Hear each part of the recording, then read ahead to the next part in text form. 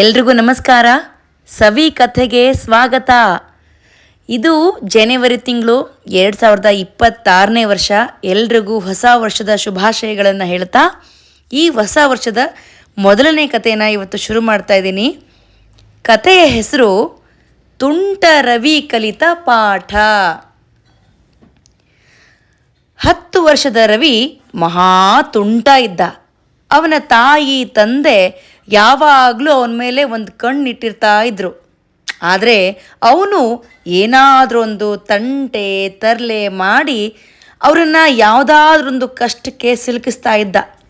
ಅವರ ಅಪ್ಪ ಅಮ್ಮನಿಗೆ ರವಿ ತುಂಟಾಟದಿಂದ ಸಾಕಾಗಿ ಹೋಗಿತ್ತು.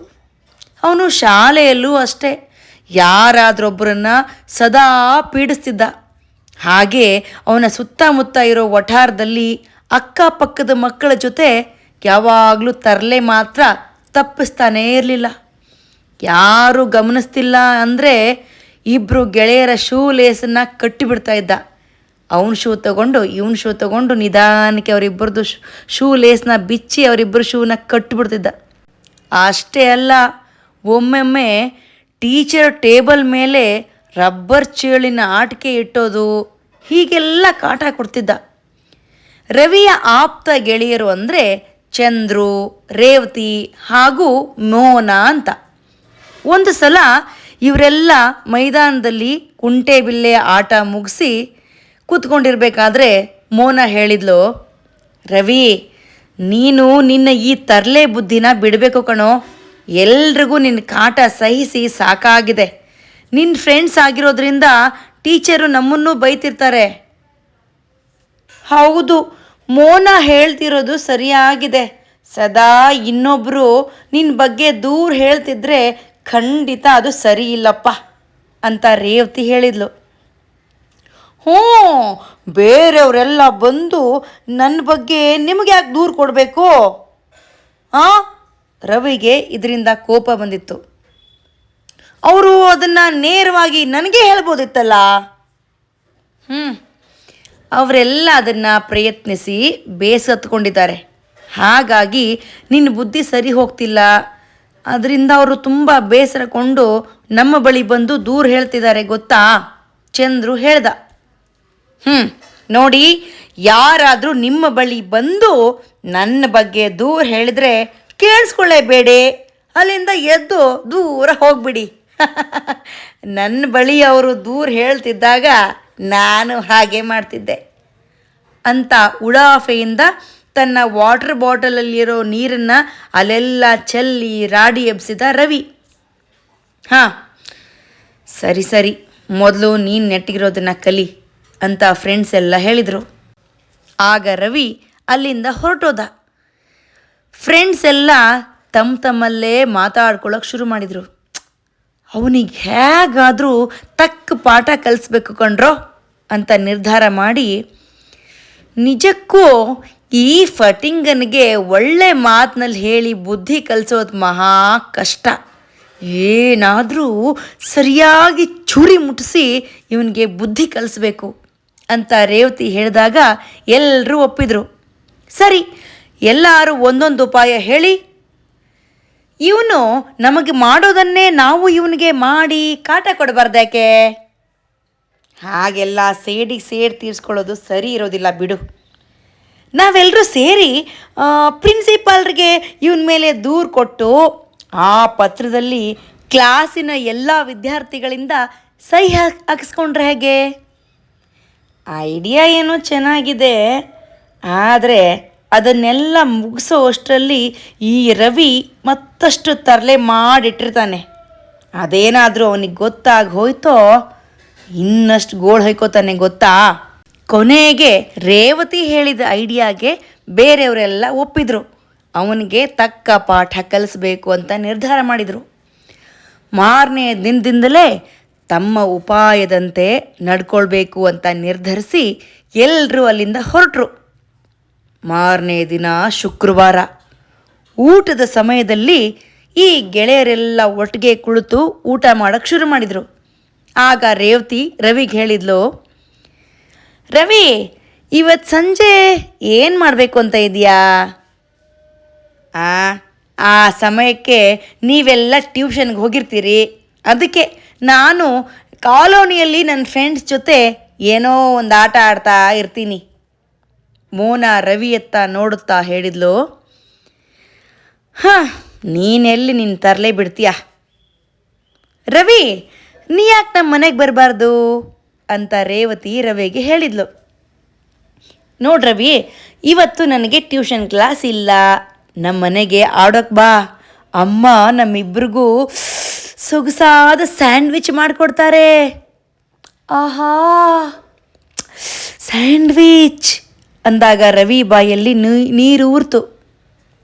ನಾವು ದಿನ ಇಲ್ಲಿ ಆಟಕ್ಕೆ ಬರ್ತಾ ಇರ್ತೀನಿ, ಈ ದಿನ ನಿಮ್ಮ ಮನೇಲಿ ಏನು ವಿಶೇಷ? ಯಾಕೆ ಸ್ಯಾಂಡ್ವಿಚ್ ಮಾಡ್ತಾರೆ ನಿಮ್ಮಮ್ಮ ಅಂತ ರವಿ ಕೇಳ್ದ. ರವಿ, ದಿನ ಮೈದಾನದಲ್ಲಿ ಆಡೋದು ಇದ್ದದ್ದೇ ಇರುತ್ತೆ, ಇವತ್ತು ನಮ್ಮ ಮನೆ ಹತ್ರ ಬಾ, ಅಲ್ಲಿ ಆಟ ಆಡೋಣ, ಸ್ವಲ್ಪ ಡಿಫ್ರೆಂಟಾಗಿರುತ್ತೆ. ಚಂದ್ರು ಮೋನಾ ಕೂಡ ಬರ್ತಾರಂತೆ, ಎಲ್ರಿಗೂ ನನ್ನ ಹೊಸ ಫಾರಿನ್ ಆಟಿಕೆ ತೋರಿಸ್ತೀನಿ ಅಂತ ರೇವತಿ ಹೇಳಿದ್ಲು. ಆಗ ಸಂಜೆ ಆಯಿತು. ಎಲ್ರಿಗಿಂತ ಮುಂಚೆ ರವಿ ಅವಳ ಮನೆಗೆ ಬಂದಿದ್ದ. ಅವನಿಗೆ ಆಶ್ಚರ್ಯ ಆಗುವಂತೆ ಅವಳ ಮನೆ ಬಾಗಿಲಿಗೆ ಬೀಗ ಹಾಕಿತ್ತು. ಹಲೋ ರೇವತಿ, ನೀನಿದೆಯಾ ಅಂತ ಅವನು ಜೋರಾಗಿ ಕೂಗಿ ಕರೆದ. ಕುಯ್ ಕುಯ್ ಬೂ ಬೂ ಬೂ ಬೂ. ಅವನಿಗೆ ಅವರ ಮನೆಯ ಹೊರಭಾಗದ ಮೂಲೆಯಲ್ಲಿ ನಾಯಿ ಮರಿಯೊಂದು ಅಳ್ತಾ ಇರೋದು ಗೊತ್ತಾಯಿತು. ಅವನು ಅದರ ಹತ್ರ ಹೋಗಿ ನೋಡ್ದ. ಅವನು ಗಮನಿಸಿದಾಗ ನಾಯಿ ಕಾಲು ಕುಂಟಾಗಿತ್ತು. ಅಯ್ಯೋ ಪಾಪ, ಯಾರೋ ಇದ್ರ ಕಾಲ ಮೇಲೆ ಸೈಕಲ್ ಬಿಟ್ಟಿರಬೇಕು, ಛೇ ಅಂತ ಮರುಕಪಟ್ಟ. ರೇವತಿ, ನೀನು ಎಲ್ಲಿಗೆ ಹೋಗ್ಬಿಟ್ಟೆ? ಅವನು ಮತ್ತೆ ಅವಳ ಮನೆ ಕರೆಗಂಟೆ ಒತ್ತಿದ, ಆದರೆ ಜವಾಬು ಬರಲಿಲ್ಲ. ಅಷ್ಟರಲ್ಲಿ ತನ್ನ ಕಾಲ ಮೇಲೆ ಏನೋ ಹರಿದು ಹೋದ ಹಾಗೆ ಅವನಿಗೆ ಅನ್ನಿಸ್ತು. ಆಗ ನೋಡ್ತಾನೆ, ಆ ನಾಯಿ ಮರಿ ಬಂದು ತನ್ನ ಬಾಲ ಆಡಿಸ್ತಾ ಇವನ ಕಾಲನ್ನು ನೆಕ್ತಾ ಇತ್ತು. ರವಿ ಅದನ್ನು ಪ್ರೀತಿಯಿಂದ ಎತ್ಕೊಂಡು ಅದ್ರ ಮೈ ತಡವುತ್ತಾ ಅದರ ಕುಂಟು ಕಾಲಿನ ಬಳಿ ಮಸಾಜ್ ಮಾಡುತ್ತಾ, ಪಪ್ಪಿ ಅಳ್ಬೇಡ, ನಾನಿದ್ದೀನಿ ಪಪ್ಪಿ ಹಾಂ ಅಂತ ಅದಕ್ಕೆ ಸಮಾಧಾನ ಹೇಳ್ದ. ಇವನ ಮಾತು ಅರ್ಥವಾಯಿತು ಅಂತ ಅದು ಅಳು ನಿಲ್ಲಿಸ್ತು. ಅಷ್ಟರಲ್ಲಿ ಗೇಟ್ ಮೂಲಕ ರೇವತಿ ಬಂದಂಗಾಯಿತು. ಹೋ, ಯಾವಾಗ ಬಂದೆ ರವಿ? ಸಾರಿ, ನಾನು ಅಮ್ಮನ ಒಂದು ಕೊರಿಯರ್ ಕೊಡೋದಕ್ಕೆ ಇಲ್ಲಿ ಹತ್ತಿರ ಹೋಗಿದ್ದೆ ಹಾಂ ಅಂತ ರವಿಯನ್ನು ವಿಚಾರಿಸಿಕೊಂಡ್ಳು. ರೇವತಿ, ಸದ್ಯ ನೀನು ಬಂದಿಯಲ್ಲ, ನೋಡು ನಿಮ್ಮ ಮನೆ ಪಪ್ಪಿ ಕಾಲು ಹೇಗಾಗಿದೆ ಅಂತ. ಯಾರೋ ಬೇಕು ಅಂತಲೇ ಇದ್ರ ಮೇಲೆ ಸೈಕಲ್ ಓಡಿಸಿರೋ ಹಾಗಿದೆ. ರವಿ ಹೇಳಿದಾಗ, ಹಾಂ ರವಿ, ನಮ್ಮ ಪಪ್ಪಿ ಎದುರಿನ ಮನೆಯವ್ರ ಕಾರಿನ ಕೆಳಗೆ ಮಲ್ಕೊಂಡಿದ್ದಾಗ ಯಾರೋ ತರ್ಲೆಗಳು ಇದ್ರ ಹತ್ರ ಕಲ್ಲು ಹೊಡಿತಿರೋದನ್ನು ನೋಡಿದೆ. ನಾನು ಬರೋ ಅಷ್ಟರಲ್ಲಿ ಅವರು ಓಡಿ ಹೋಗಿದ್ರು. ಪಾಪ, ಆ ತರ್ಲೆಗಳಿಂದ ಪಪ್ಪಿಗೆ ಎಂಥ ಕಷ್ಟ ಬಂತು ನೋಡು ಅಂತ ರೇವತಿ ಹೇಳಿದ್ಲು. ನಡಿ, ಮೊದಲು ಇದನ್ನು ಪಶುವೈದ್ಯರ ಹತ್ರ ಕರ್ಕೊಂಡು ಹೋಗೋಣ ಅಂದ ರವಿ. ಸರಿ ಸರಿ, ಹಾಗೇ ಮಾಡೋಣ ಇರು, ಇನ್ನೇನು ಮೋನಾ ಚಂದ್ರು ಬರ್ತಾರೆ ಅಂತ ರೇವತಿ ಹೇಳ್ತಿದ್ದಾಗೆ ಚಂದ್ರು ಮೋನಾ ಅಲ್ಲಿಗೆ ಬಂದರು. ಆಮೇಲೆ ಎಲ್ಲರೂ ಒಟ್ಟಾಗಿ ಪಪ್ಪಿಯನ್ನು ಎತ್ಕೊಂಡು ಪಶುವೈದ್ಯರ ಬಳಿ ಹೊರಟರು. ಇವರು ಅಲ್ಲಿಗೆ ಹೋದ ನಂತರ ಅಲ್ಲಿದ್ದ ಕುರ್ಚಿ ಮೇಲೆ ಕುಳಿತು ಪಪ್ಪಿಯನ್ನು ತನ್ನ ತೊಡೆ ಮೇಲೆ ಮಲಗಿಸ್ಕೊಂಡು ರವಿ ಅದರ ಬೆನ್ನು ಸವರ್ತಾ ಇದ್ದ. ವೈದ್ಯರು ಅದರ ಕಾಲನ್ನು ಪರೀಕ್ಷಿಸಿ, ಇದಕ್ಕೆ ಇಲ್ಲಿ ಫ್ರ್ಯಾಕ್ಚರ್ ಆಗಿದೆ, ನಾನು ಇದಕ್ಕೆ ಒಂದು ಪ್ಲಾಸ್ಟರ್ ಕ್ಯಾಸ್ಟ್ ಹಾಕ್ತೇನೆ ಎಂದು ಅದರ ಚಿಕಿತ್ಸೆಯನ್ನು ಆರಂಭಿಸಿದರು. ಅದೆಲ್ಲ ಮುಗಿದ ಮೇಲೆ ಅವರು ಈ ಮಕ್ಕಳನ್ನು ಹೊಗಳಿ, ಮಕ್ಕಳೇ, ಸರಿಯಾದ ಸಮಯಕ್ಕೆ ನೀವು ಪಪ್ಪಿಯನ್ನು ಚಿಕಿತ್ಸೆಗಾಗಿ ಕರ್ಕೊಂಡು ಬಂದಿದ್ದು ಒಳ್ಳೆಯದಾಯಿತು. ಇನ್ನೂ 2-3 ವಾರ ಅದನ್ನು ಚೆನ್ನಾಗಿ ನೋಡಿಕೊಂಡ್ರೆ ನಿಮ್ಮ ಪಪ್ಪಿ ಸರಿ ಹೋಗುತ್ತೆ ಅಂತ ಡಾಕ್ಟರ್ ಹೇಳಿದರು. ಸರಿ ಅಂತ ಇವರೆಲ್ಲ ಪಪ್ಪಿನ ಕರ್ಕೊಂಡು ಮನೆಗೆ ಬಂದರು. ಬಂದ ಮೇಲೆ ಒಂದೊಂದು ದಿನ ಒಬ್ಬೊಬ್ಬರು ಅದನ್ನು ಶುಶ್ರೂಷೆಯನ್ನು ಮಾಡೋಣ ಅಂತ ನಿರ್ಧಾರ ಮಾಡಿದರು. ಇರಲಿ, ಮೊದಲು 4 ದಿನ ಇದನ್ನು ನಮ್ಮನೆಗೆ ಕರ್ಕೊಂಡು ಹೋಗಿ ನಾನೇ ನೋಡ್ಕೊಳ್ತೀನಿ, ಆಮೇಲೆ ಬೇಕಂದರೆ ನಿಮ್ಮನೆ ಕಳಿಸ್ತೀನಿ ಅಂತ ರವಿ ಭರವಸೆಯನ್ನು ಕೊಟ್ಟು ಅದನ್ನು ತಮ್ಮ ಮನೆ ಕರ್ಕೊಂಡೋದ. ನಿಮ್ಮಮ್ಮ ಏನು ಬಯೋದಿಲ್ಲ ತಾನೇ ಅಂತ ಚಂದ್ರು ಕೇಳಿದಾಗ, ಖಂಡಿತ ಇಲ್ಲ, ನನ್ನ ಒಳ್ಳೆ ಕೆಲಸಕ್ಕೆ ನಮ್ಮಮ್ಮ ಖಂಡಿತ ಮೆಚ್ಕೊಳ್ತಾರೆ, ನಾನು ತರಲೆ ಮಾಡಿದ್ರೆ ಮಾತ್ರ ಅಮ್ಮ ಬೈಯೋದು ಅಂತ ರವಿ ಹೇಳ್ದ. ನೀನು ನಿನ್ನ ತರಲೆಗಳಲ್ಲಿ ಮುಳುಗಿ ಹೋಗಿ ಪಪ್ಪಿಯನ್ನು ಮರ್ತು ಬಿಡೋದಿಲ್ಲ ತಾನೇ ಅಂತ ರವಿ ಕೇಳಿದಾಗ, ಅಯ್ಯೋ ರೇವತಿ, ನನಗೆ ಈಗ ತರಲೆ ಮಾಡೋಕ್ಕೆಲ್ಲ ಟೈಮ್ ಇಲ್ಲ, ನಮ್ಮ ಪಪ್ಪಿ ಮೊದಲಿನ ಥರ ಆಗಬೇಕು, ಅದೇ ನನಗೆ ಮುಖ್ಯ. ಹಾಂ, ಅದನ್ನು ನಿನ್ನ ಪಪ್ಪಿ ಮಾಡ್ಕೊಂಡ್ಯಾ? ಒಳ್ಳೇದಾಯಿತು, ನೀನೇ ಅದ್ರ ಜವಾಬ್ದಾರಿ ಹೊತ್ಕೊಂಡಿದ್ಯಾ ಅಂದಮೇಲೆ ವಾಪಸ್ ತಂದುಬಿಡ್ಬೇಡ, ಅದನ್ನು ನೀನೇ ನೋಡ್ಕೋಬೇಕು ಅಂತ ಮೋನ ಹೇಳಿದ್ಲು. ಇದನ್ನೆಲ್ಲ ನೋಡ್ತಾ ರೇವತಿ ಫ್ರೆಂಡ್ಸ್ ಕಡೆ ತಿರುಗಿ ಮೆಲ್ಲಗೆ ಮುಗುಳ್ನಕ್ಕಳು. 2 ದಿನಗಳ ಹಿಂದೆ ಯಾರೋ ಒಬ್ಬ ಸೈಕಲ್ ಸವಾರ ಬೀದಿ ನಾಯಿಯ ಒಂದು ಮರಿಯನ್ನು ಗುದ್ದಿ ಓಡಿ ಹೋಗಿದ್ದ. ಅದು ಜೋರಾಗಿ ಅಳ್ತಾ ಇದ್ದಾಗ ರೇವತಿ ಹೊರಗೆ ಬಂದು ಅದನ್ನು ತನ್ನ ಮನೆ ಕರೆದುಕೊಂಡು ಹೋಗಿದ್ಲು. ಅವಳು ಅದನ್ನು ವೈದ್ಯರ ಹತ್ರ ಕರ್ಕೊಂಡು ಹೋಗಬೇಕು ಅನ್ನೋಷ್ಟರಲ್ಲಿ ರವಿಗೆ ಪಾಠ ಕಲಿಸ್ಬೇಕು ಅಂತ ಎಲ್ಲರೂ ಸೇರಿ ಈ ರೀತಿ ಉಪಾಯ ಹೂಡಿದ್ರು. ಅವತ್ತು ಸಂಜೆಯಿಂದ ರವಿ ಪಪ್ಪಿಯ ನಿರ್ವಹಣೆ ಜವಾಬ್ದಾರಿಯಲ್ಲಿ ಬ್ಯುಸಿಯಾಗಿ ಹೋದ. ಶಾಲೆ ಸಮಯ ಬಿಟ್ಟು ಮಿಕ್ಕೆಲ್ಲ ಹೊತ್ತಿನಲ್ಲೂ ಅವನು ಪಪ್ಪಿ ಜೊತೆಗೆ ಕಾಲ ಕಳೀತಿದ್ದ. ಇದರಿಂದ ಅವನ ತುಂಟಾಟ ತರಲೆ ಎಲ್ಲ ಮಾಯ ಆಗಿತ್ತು. ಇದನ್ನು ಕಂಡು ಅವನ ತಾಯಿ ತಂದೆಗೂ ಬಹಳ ಖುಷಿಯಾಗಿತ್ತು. 1 ವಾರ ಕಳೆಯುವಷ್ಟರಲ್ಲಿ ಅವನ ಇಡೀ ಕಾಲೋನಿಯವರಿಗೆ ರವಿ ಹೇಗೆ ಹಳೆ ಕೆಟ್ಟ ಚಾಳಿ ಮರೆತು ಪಪ್ಪಿಯ ಶುಶ್ರೂಷೆ ಮಾಡ್ತಿದ್ದಾನೆ ಅಂತ ಗೊತ್ತಾಗಿ ಬದಲಾದ ಅವನ ಸ್ವಭಾವವನ್ನು ಮೆಚ್ಚಿಕೊಂಡ್ರು. 3 ವಾರ ಕಳೆದ ನಂತರ ಇವರೆಲ್ಲ ಒಟ್ಟಿಗೆ ಹೋಗಿ ವೈದ್ಯರ ಬಳಿ ಪಪ್ಪಿಯನ್ನು ತೋರಿಸಿ ಅದರ ಕ್ಯಾಸ್ಟ್ ತೆಗೆಸಿದ್ರು. ಮೊದಲಿಗೆ ತುಸು ಮೆಲ್ಲಗೆ ನಡೆದರೂ ಅರ್ಧ ಗಂಟೆಯಲ್ಲಿ ಪಪ್ಪಿ ಆ ಕಾಂಪೌಂಡ್ನಲ್ಲಿ ಕುಣಿತಾ ಓಡಾಡೋಕ್ಕೆ ಶುರು ಮಾಡ್ದ. ಇದರಿಂದ ಎಲ್ರಿಗೂ ಭಾರಿ ಖುಷಿಯಾಯಿತು.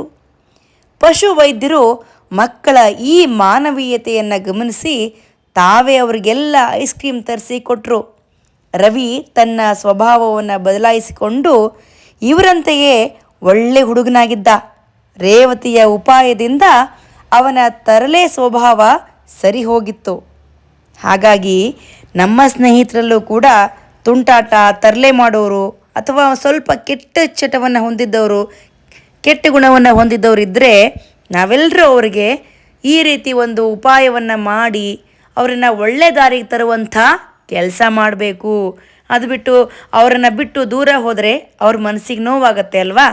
ಎಲ್ಲರೂ ಒಳ್ಳೆಯವರೇ ಇರ್ತಾರೆ, ಅವರಿಗೆ ಸ್ವಲ್ಪ ಅರ್ಥ ಆಗಿರಲ್ಲ. ನಾವೆಲ್ಲ ಸೇರಿ ಅರ್ಥ ಮಾಡಿಸಿದ್ರೆ ಅರ್ಥ ಮಾಡಿಕೊಂಡು ಮತ್ತೆ ಎಲ್ಲರೂ ಒಳ್ಳೆಯವರಾಗ್ತಾರೆ ಅಲ್ವಾ.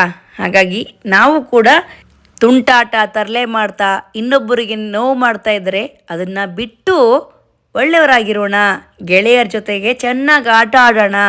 ತುಂಟಾಟ ಮಾಡೋದು ಸರಿ, ತುಂಟಾಟ ಮಾಡಬೇಡಿ ತರಲೆ ಮಾಡಬೇಡಿ ಅಂತ ಹೇಳ್ತಾ ಇಲ್ಲ ನಾನು. ಮಕ್ಕಳು ಅದನ್ನೆಲ್ಲ ಮಾಡಬೇಕು, ಆದರೆ ಇನ್ನೊಬ್ಬರಿಗೆ ನೋವು ಮಾಡೋದು, ಇನ್ನೊಬ್ಬರಿಗೆ ಹರ್ಟ್ ಮಾಡೋದು, ಆ ತುಂಟಾಟ ಒಳ್ಳೆಯದಲ್ಲ ಅಲ್ವಾ. ಎಲ್ಲರ ಜೊತೆಗೆ ಬೆರೆತು ಖುಷಿ ಖುಷಿಯಿಂದ ಇನ್ನೊಬ್ಬರನ್ನ ನಗಿಸುವಂಥ ತುಂಟಾಟ ತರಲೆ ಮಾಡೋಣ. ಅದು ಬಿಟ್ಟು ಇನ್ನೊಬ್ಬರನ್ನ ಅಳಿಸೋವಂಥ ತುಂಟಾಟ ತರಲೆ ಬೇಡ. ಹೇಗಿತ್ತು ಸವಿಲೋಕದ ಕಥೆ? ಇಷ್ಟ ಆಯ್ತಾ? ಹಾಗಾದರೆ ಸಬ್ಸ್ಕ್ರೈಬ್ ಮಾಡಿ, ಬೆಲ್ ಐಕನ್ ಒತ್ತಿ, ನಿಮ್ಮ ಸ್ನೇಹಿತರೊಂದಿಗೂ ಹಂಚ್ಕೊಳ್ಳಿ.